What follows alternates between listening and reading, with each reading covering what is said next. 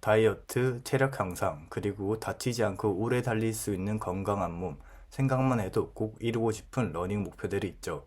만약 여러분이 전투 러닝을 제대로 배워서 꾸준히 실천할 수 있다면 러닝 실력은 지금보다 훨씬 빠르게 올라갈 수 있을 텐데요. 그러기 위해서는 무작정 달리는 게 아니라 심박수를 낮추고 꾸준히 달릴 수 있는 방법을 정확히 알아야 합니다. 어떤 분들은 전투 러닝이 잘 맞아서 점점 체력이 올라가는데 어떤 분들은 똑같이 달려도 숨이 차고 속도가 안 붙어서 포기하는 경우가 많습니다. 특히 조금만 달리려고 해도 심박수가 금방 기준치를 넘어가 버려서 제대로 전투 러닝을 할 수 없는 게 많은 초보 러너들의 현실이에요. 사소한 차이가 러닝 성과를 완전히 갈라놓을 수 있는 게 바로 이 전투 러닝인데요. 오늘 영상에서는 초보 러너들이 왜 전투 러닝이 어려운지, 그리고 그걸 해결할 수 있는 4가지 방법을 쉽고 현실적으로 정리했으니 끝까지 집중해주세요. 우선 속도 문제일 수 있습니다. 우리가 달리려고 하면 대부분 빨리 달리는 것을 떠올립니다.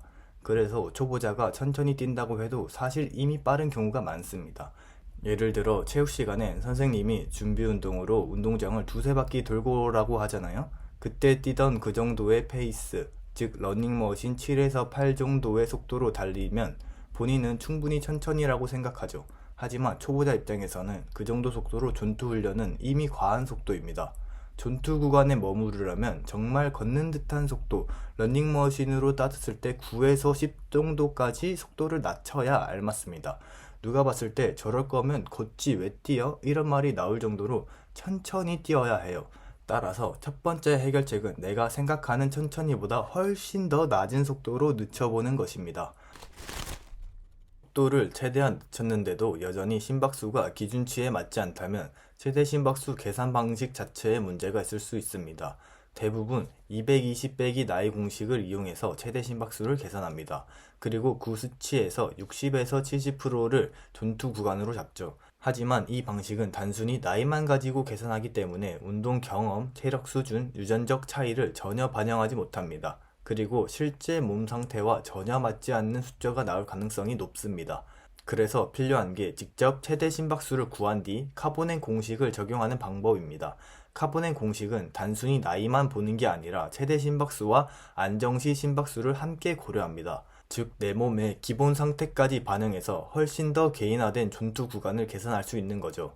저도 예전에 220 빼기 나이 공식으로 계산했을 때는 전투 구간이 115에서 130 정도로 나왔습니다.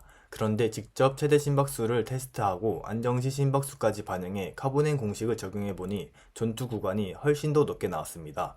처음엔 왜 이렇게 숫자가 다르지 했는데 막상 적용해보니 체감상 훨씬 더 현실적인 기준이었습니다. 즉, 제대로 된 전투 훈련을 하고 싶다면 나이만 얻는 단순 공식이 아니라 내 데이터를 반영한 계산을 꼭 해보셔야 합니다. 그런데 이렇게 최대 심박수를 구하고 공식을 적용했음에도 불구하고 조금만 뛰어도 심박수가 160에서 170까지 올라가는 경우가 있습니다. 이건 기준 자체에 맞출 수 없는 경우인데요. 그 이유는 아주 단순합니다. 운동을 거의 안 하다가 이제 막 뛰기 시작한 초보자의 경우 심장이 러닝에 익숙하지 않기 때문에 한 번에 많은 혈액을 내보내는 힘이 부족합니다. 그래서 근육에 혈액을 보내려면 심장이 더 자주 뛰어야 하고 결과적으로 심박수가 금방 높아질 수밖에 없습니다. 그런데 이런 상태에서 무조건 심박수를 맞추려고 하는 건 사실상 무리입니다.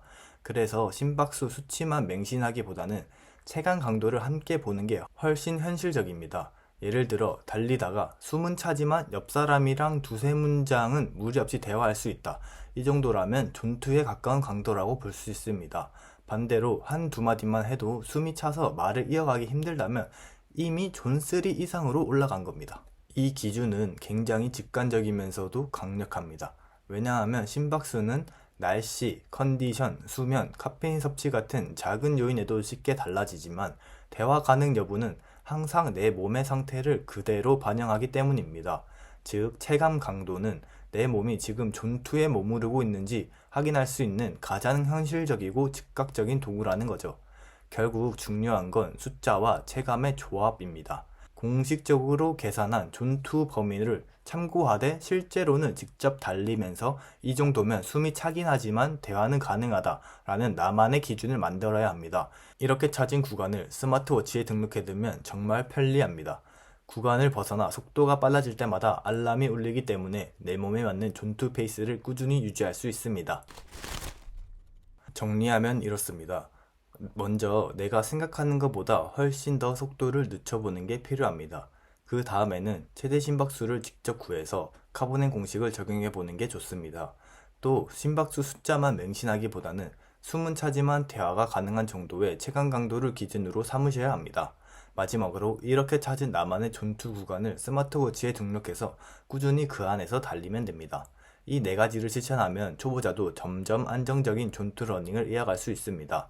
존투 러닝은 속도나 기록보다 꾸준히 나만의 페이스를 지키는 것이 핵심입니다. 오늘 알려드린 방법대로 차근차근 훈련하다 보면 심박수가 반드시 안정화되고 러닝 실력은 자연스럽게 따라올 겁니다.